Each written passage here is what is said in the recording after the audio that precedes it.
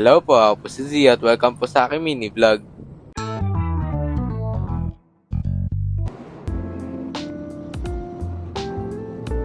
Papunta po kami ngayon ni Kwatoy sa church at galing Maynila papuntang Quezon City. Mag-i-scooter lang kami. Pasado 9 AM na nung nakalis kami ng bahay. Pero di masyado mainit dahil makulimlim at maulap. At sa biyahe namin, dumaan kami sa San Juan. Sa Domingo Street kami ni Kwatoy dumaan. Maraming pa-uphill kaming nadaanan. Kaya madali bumaba ang battery level ng scooter na gamit ni Kwatoy.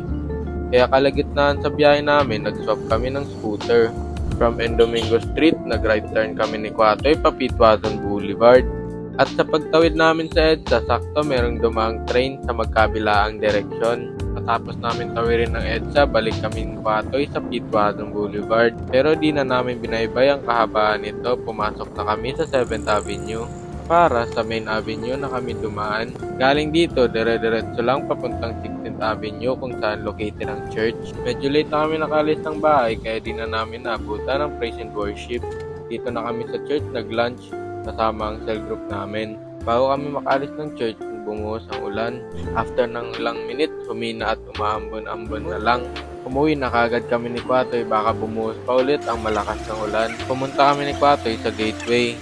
Sa Araneta Center Cubao Station kasi kami sasakay pa uwi. Pero bago yun, kumuha muna kami ng mga videos at ng picture-picture. Pagkatapos nun, kumain na kami sa Burger King dito sa food court nila. Gumamit kami ng app nila para maka-avail sa promo nilang 2 burgers for 129 pesos. Sa halagang 129 pesos, meron ka ng isang Whopper Jr. at isang chicken sandwich. Sa dami ng tao, medyo matagal namin ni Kwatoy nakuha yung order namin. Pero buti na lang nakapag-secure ako ng mesa at upuan. Pagkatapos namin kumain, nagpahinga muna kami saglit, then off to the station we go. Pagdating namin sa station, di gaano madami ang pasahero, kaya mabilis lang si Kwatoy nakakuha ng SJT. At sakto, pag-akyat namin sa platform, nakikita na ang paparating na train. Sobrang bilis lang ng biyahe namin galing Cubao papuntang Pureza. Nag-commute na lang kami ni Kwatoy kasi di nakakayanin ng mga battery ng mga scooter pa uwi. Nga pala, maraming salamat po sa patuloy na sumusubaybay at walang sawang sumusuporta sa page at sa mga videos ko. 5:36 PM nung umalis ang train sa Cubao.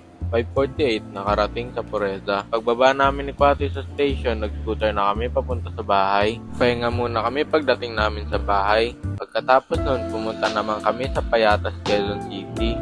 Dumaan kami sa Elliptical Road. Sa pag-uwi namin, ako naman ang nag-drive. Please pa-like, follow at pakishare naman po ng page at ng mga videos ko. Yun lang po, hanggang dito na lang po muna. Bye-bye!